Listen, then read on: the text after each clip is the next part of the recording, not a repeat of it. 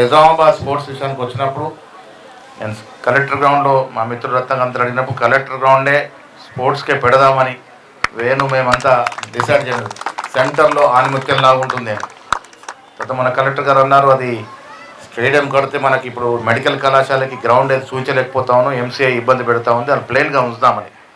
సరే, అది ఏ రకంగా దాంట్లో కట్టడాలు రావు, అంతవరకు అయితే గ్యారంటీ ఇవ్వగలం. వాకింగ్కో స్పోర్ట్స్కో దేనికో వస్తుంది.